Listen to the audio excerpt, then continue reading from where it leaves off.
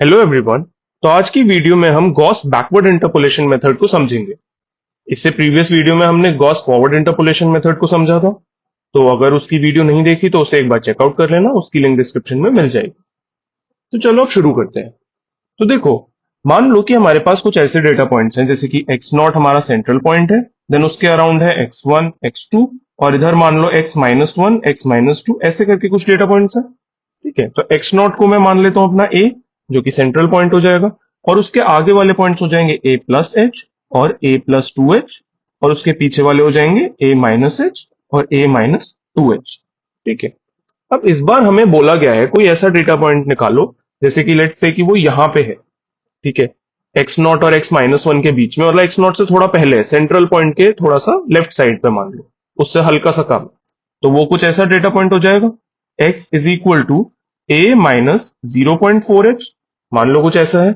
और अगर मैं इसको लिखना चाहूं ए प्लस यू एच के फॉर्म में, इस बार भी मैं प्लस ही लूंगा यहां पे, तो मेरा जो यू है वो कितना हो जाएगा, -0.4 हो जाएगा एक तरीके से, है ना।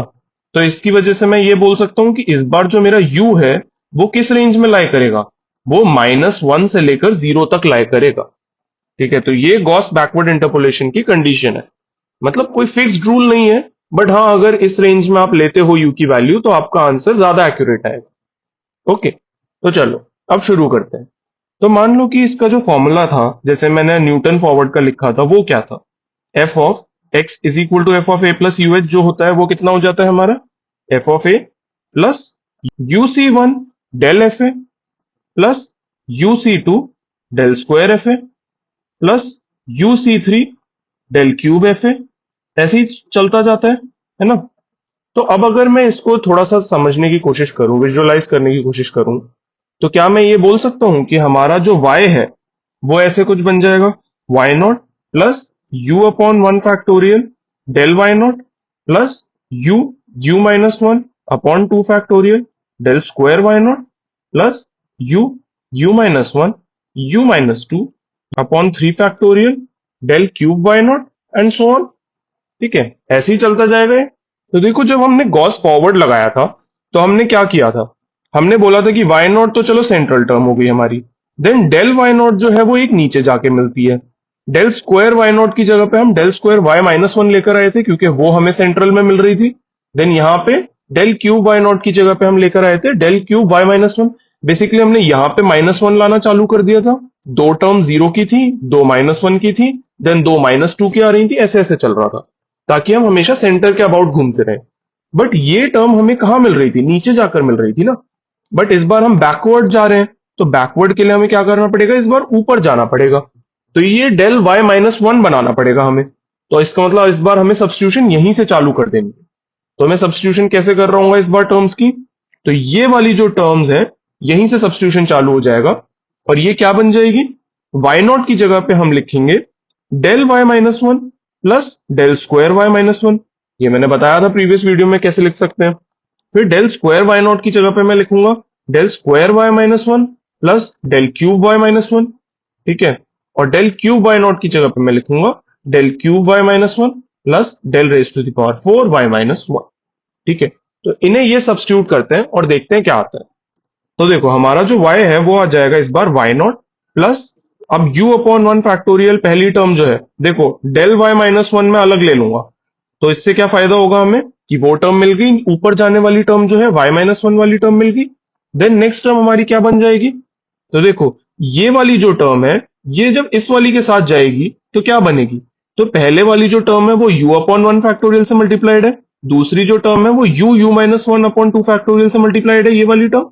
तो अगर मैं इसमें से कॉमन लेना चाहूं तो मुझे क्या मिल जाएगा, u अपॉन वन फैक्टोरियल तो कॉमन मिल जाएगा, और del square y minus one भी कॉमन मिल जाएगा। बचेगा क्या हमारे पास, one plus u minus one upon two, यही बचेगा, ये सेकंड टर्म से मिल रहा होगा हमें। ठीक है, देन नेक्स्ट टर्म क्या बनेगी मेरी, तो देखो ये वाली जो टर्म है, ये वाली टर्म मल्टीप्लाई हो रही होगी you u minus one upon two factorial से, और यहां पे ये सेम टर्म आ रही है, बस ये किससे मल्टीप्लाई हो रही है, u u minus one u minus two upon three factorial से। तो क्या कॉमन आ जाएगा, u u minus one upon two factorial times del cube y minus one, ये कॉमन आ जाएगा। तो बचेगा क्या, u u minus one upon two factorial del cube y minus one और यहाँ पे बाकी बच जाएगा, पहली टर्म में से तो 1 आएगा, दूसरी में से क्या आएगा, u minus two upon 3 factorial and so on. ऐसे ही चलता जाएगा ये पैटर्न, सारी टर्म्स आगे वाली जो है वो y माइनस वन की बन जाएंगी, del cube, del power 4, del power 5 सारी y माइनस वन की बन जाएंगी और ये पैटर्न फॉलो हो जाएगा। ठीक है, तो अब इसको देखते हैं ये कैसा बनेगा। तो हमारा y बन जाएगा y naught plus u upon 1 factorial del y minus one, ये तो ठीक हो गई।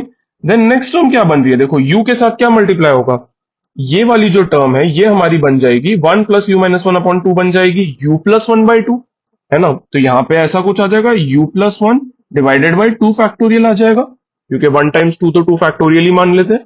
देन उसके अलावा आएगी del square y minus one. ठीक है, देन नेक्स्ट टर्म क्या आएगी हमारे पास, देखो u माइनस वन तो देखो कॉमन ही था, देन उसके बाद ये 2 फैक्टोरियल भी कॉमन था। अच्छा यहाँ पे सॉरी ये 3 फैक्टोरियल नहीं होगा, उसकी जगह पे यहाँ पे आएगा ये सिर्फ 3 आएगा ना। ठीक है, छोटी सी मिस्टेक थी। 1 plus u minus two upon three को ऐड करो तो क्या आएगा, फिर से u प्लस वन ऊपर आ जाएगा और नीचे 3 आ जाएगा। तो ये कुछ ऐसे बन जाएगा u plus one upon 3 factorial del cube y minus one. ठीक है, देन नेक्स्ट टर्म कैसी आएगी मैं लिख के दिखा देता हूं। तो u minus one, u plus one, u minus two upon 4 factorial और यहां पे आ जाएगा del power 4 y minus one and so on चलता रहेगा। ठीक है, तो चलो इस बार हमें क्या दिख रहा है कि हमारी जो फर्स्ट टू टर्म्स हैं, देखो फर्स्ट टर्म तो y नॉट वाली है, देन उसके बाद जो दो टर्म्स है वो y माइनस वन वाली है, देन उसके बाद वाली दो टर्म हमें किसकी बनानी होंगी, ये वाली और ये वाली हमें y माइनस टू वाली बनानी होंगी। ठीक है, उसके बाद वाली y माइनस थ्री वाली, ऐसे ही करेंगे ताकि वो सेंटर पे ही रहे, जब मैं डिफरेंस टेबल बनाऊंगा तो और अच्छे से समझ आ जाएगा। तो देखो इसके लिए मैं क्या करूंगा, इस बार मैं सब्स्टिट्यूशन कुछ ऐसे कर दूंगा, del cube y minus one को मैं ऐसे लिख दूंगा, del cube y minus two plus del power 4 y minus two. देखो सेम ही तरीके से लिख सकता हूं ना, और ऐसी डेल 4 y माइनस वन को क्या लिख दूंगा मैं, del 4 y minus two plus del power 5 y minus two, ऐसे ही लिख सकता हूं। तो इससे हमारा y क्या बन के आ जाएगा, y naught plus u upon one factorial del y minus one plus u plus one, देखो पहले प्लस वन वाली टर्म आ रही है इस बार, upon two factorial del cube y minus one plus then आएगा u plus one u minus one upon three factorial del cube y minus to.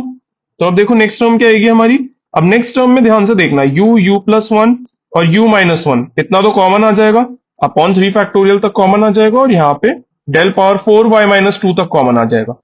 क्योंकि मैंने कौन कौन सी टर्म्स को कंबाइन किया होगा, मैंने ये वाली टर्म जो यहाँ पे डाली होगी उससे कंबाइन किया होगा किसको, ये वाली टर्म जो मैंने यहाँ पे डाली होगी। तो इसमें क्या कॉमन है देखना, इतना पार्ट तो कॉमन ही आ रहा है ना, u minus one u plus one upon three factorial. जो बचेगा उसके अलावा वो क्या बचेगा, उसके अलावा हमारा यही बचेगा u minus two upon four बचेगा ना, और इधर वन बचेगा। तो हम दोनों को ऐड करके लिखते हैं क्या आएगा, तो one plus u minus two upon four. अब ये टर्म क्या बन जाएगी अगर मैं इसको लिखूं तो, ये बन जाएगी हमारी u plus two upon four. तो इसका मतलब हमारा y कितना बन जाएगा, y naught plus u upon one factorial del y minus one plus u plus one upon two factorial del square y minus one, then u plus one u minus one upon three factorial del cube y minus two आ जाएगा। Then उसके बाद वाली दो terms में यहां लिखता हूं, तो देखो क्या बनेगी, u plus one u minus one then u plus two आएगी यहाँ पे अपॉन फोर फैक्टोरियल और यहाँ पे आ जाएगा del 4 y minus two. Then next term हमारी माइनस थ्री वाली हम जब लाना चाहेंगे तो वो कुछ ऐसी बनेगी, u plus one then u minus one then u plus two और फिर u माइनस टू। ठीक है, ऐसे करके आएंगी, ऑल्टरनेट प्लस माइनस चल रही है, अपॉन फाइव फैक्टोरियल आ जाएगा यहाँ पे और यह आ जाएगा del power 5 y minus three and so on, ऐसे ही चलती जाएगी सीरीज। तो तुम्हें उतनी ही टर्म्स लिखनी है जितनी तुम्हारी डेल की पावर एग्जिस्ट करती है, ऑफकोर्स जितनी टर्म्स हैं उतनी ही लिखोगे जितने डेटा पॉइंट्स है ना। तो बस ये करना तो ऐसे ही है, सिमिलर सा है, और स्टार्टिंग इस बार प्लस से हो रही है, u के बाद u प्लस वन आ रहा है ना कि u माइनस वन, जैसे पहले u माइनस वन आ रहा था। ठीक है, तो चलो इसे डिफरेंस टेबल बना के और अच्छे से समझते हैं। ठीक है, तो देखो तुम्हें डिफरेंस टेबल बना देता हूं इस बार, और इस बार मैं थोड़े ज्यादा डेटा पॉइंट्स ले लेता हूं, थोड़ा और अच्छे से समझ आ जाएगा। तो ठीक है, मैं इस बार स्टार्ट कर लेता हूं x माइनस थ्री से, x minus two then x minus one, x naught, x one, x two, x three, इतने डेटा पॉइंट्स ले लेते हैं इस बार।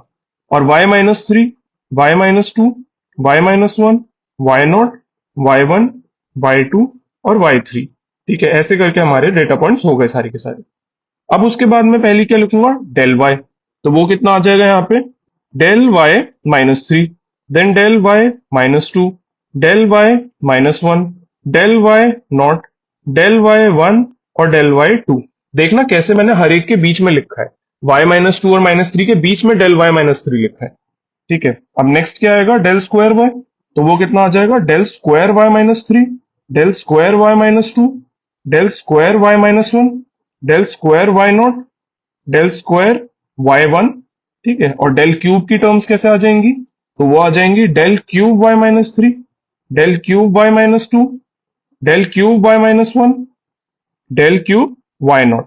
ठीक है, देन डेल पावर 4 आएगा यहाँ पे। तो वो कितना आ जाएगा, del power 4 y -3, del power 4 y -2, del power 4 y -1।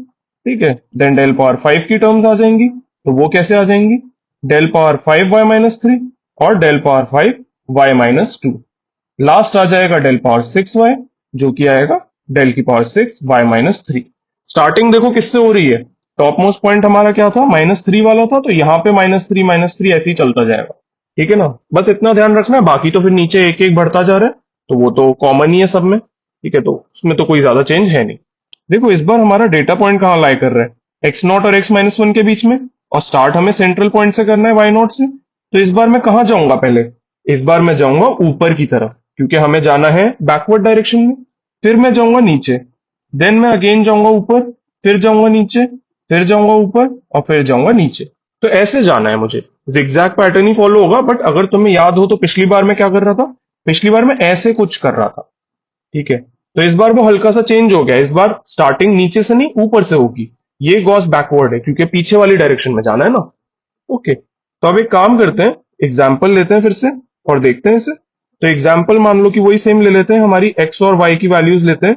तो यहाँ पे 20, 25, 30, 35 और 40 ये हमारी वैल्यूज थी। देन यहाँ पे हमारी वाई की वैल्यूज थी 72, 90, 125, 179 और 245। ठीक है, देन हमारे डेल वाई की वैल्यूज क्या थी, 18, 35, 54 और 66।